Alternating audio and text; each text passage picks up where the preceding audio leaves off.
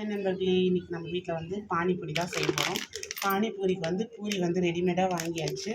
இதோட ரேட் பார்த்திங்கன்னா 12 ரூபா. இதில் வந்து 25 பூரிக்கு மேலே இருக்குது. இப்போ வந்து இதுக்கு தேவையான ரசம் ரெடி பண்ணிக்கலாம். ரசம் வந்து நம்ம வீட்டிலே ரெடி பண்ணுறதால வந்து ஹெல்த்தியாகவும், அவங்க கடையில் வாங்குறது வந்து எண்ணெய் தண்ணி ஊற்றுறாங்கன்னு தெரியாது. இப்போ இதை நம்ம வீட்டிலே சூப்பராக செய்யலாம் வாங்க. அதுக்கு வந்து பச்சை மிளகா காரத்துக்கு ஏற்ற மாதிரி சேர்த்துக்கலாம். பூண்டு ஒரு 5லேருந்து 6 பல் போட்டுக்கலாம். புளி கொஞ்சமாக போட்டுக்கலாம். புதினா வந்து ஒரு கைப்பிடி அளவு புதினா, கொத்தமல்லி ஒரு கைப்பிடி அளவு, உப்பு தேவையான அளவு போட்டுக்கலாம். இப்போ இதை வந்து நைஸாக அரைச்சி எடுத்துக்கலாம்.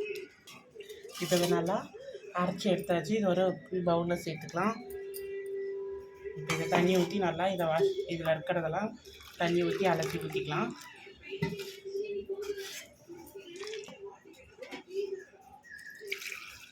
இதில் வந்து தண்ணி நிறைய சேர்த்துக்கலாம்.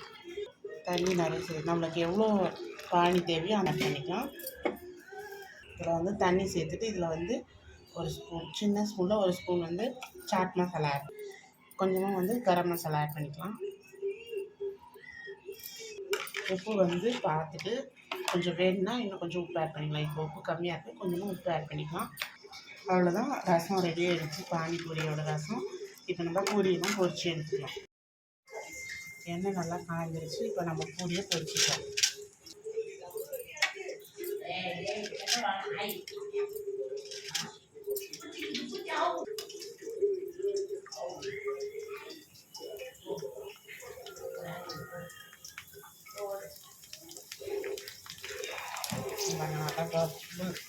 நல்லா சூப்பராக உப்பி வருது பூரி.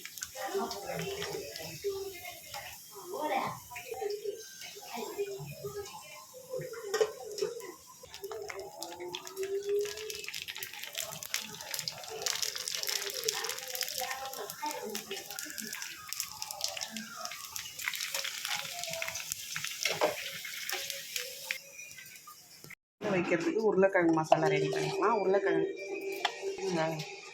உருளைக்கிழங்கு வந்து வேக வச்சு மசிச்சு வச்சுருக்கோம். இதில் வந்து மஞ்சள் தூள் ஆட் பண்ணிக்கலாம். தனியாத்தூள் கொஞ்சம், சாட் மசாலா, காரத்துக்கு வந்து ரெட் சில்லி பவுடர், நம்ம காரம் தேவையான அளவு ஆட் பண்ணிக்கலாம். உப்பு லேசாக போட்டுக்கலாம். இப்போ இதை நல்லா மிக்ஸ் பண்ணிக்கலாம்.